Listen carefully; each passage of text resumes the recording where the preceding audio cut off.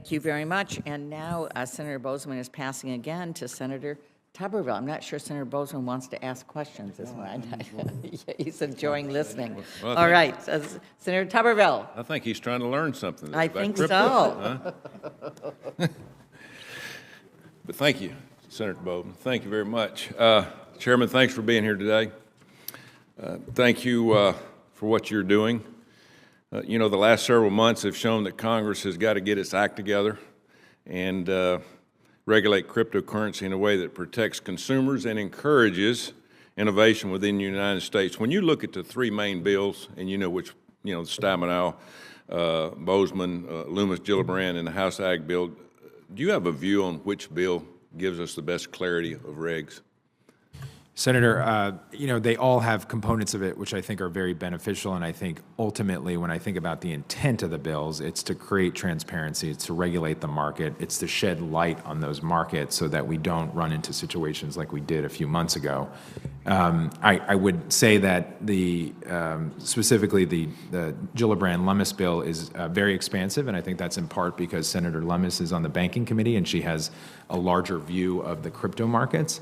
But having worked with this committee on the DCCPA, which is Senator Stabenow and Bozeman's bill, that is very narrowly tailored to the CFTC, what authority we have and what's jurisdictional to our markets, which is commodity digital tokens as well.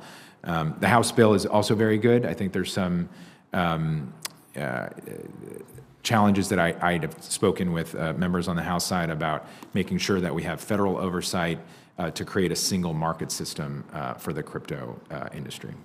I would just add the correct answer is the Stabenow-Bozeman bill. He's straddling the fence, Madam Chair. He's a pretty good politician. Can the CFTC currently block a Chinese company from buying a U.S. crypto exchange, or is legislation needed to prevent that type of transaction from happening? So, Senator, assuming that other parts of the U.S. government would not get in the way or make a decision that would prevent that acquisition, the CFTC alone does not have the authority to prevent an acquisition of that type. Okay, thank you. Do you see similarities between crypto markets and foreign currency exchange markets? Well, I actually don't, because foreign currency exchange markets, on the derivative side, are very well regulated. These, if nothing else, are lessons learned. We had this committee took up provisions around the retail Forex market about 15 years ago, and I would say a lessons learned from that exercise, because leading up to that legislation, which occurred in 2008, I believe, the retail Forex market was unregulated. There was a lot of fraud, there was a lot of manipulation, and there was a lot of taking advantage of retail investors. And I think there was a lot of concern about why do retail investors need to be trading Forex. But ultimately, as that comprehensive regulatory system was put in place, what we saw was an immediate withdrawal of the fraudsters, so to speak, and a relatively healthy market. So I think that's a lesson to what are the benefits and attributes of comprehensive regulation, and putting aside the utility and what some folks think about the usefulness of crypto or not, regulation, I think, is important for customer protections. Is there anything we can learn from foreign exchange market regulations that you can think of? In the crypto space, as I've had discussions with you, Senator, and other members of the committee, there are jurisdictions that are moving forward on crypto regulation. So I am personally in contact with my counterparts in Europe and Asia to see what they're doing and how they're doing it. I still am not concerned about sort of a race to regulate because of the fear of technology necessarily moving away. But that said, we have to keep that on our mind, because eventually that inflection point will occur where we do need to move forward. So I think we need to stay true to what we do in the United States, and as policymakers, is being deliberative, cautious, and patient. But we, in fact, do need to make sure that we're always moving forward. The lack of progress by the CFTC and the SEC to define which crypto tokens are commodities and which tokens are securities is an issue. It prevents more crypto futures contracts from coming to market. Are you having these conversations with the SEC, and has the SEC offered legal opinions as to what it views as a commodity and what it views as security?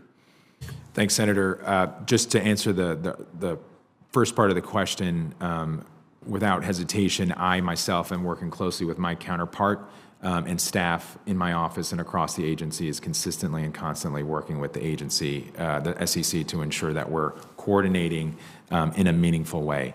We do not have necessarily any legal guidance from the SEC, but we are thinking about how we could work together, which we've done historically in a number of other markets, to ensure consistency, clarity, and transparency for the market. But I think, as you recognize, this is a very difficult issue, and in many respects, we can lean on legacy precedent to define a digital asset, whether it's a commodity or a digital security.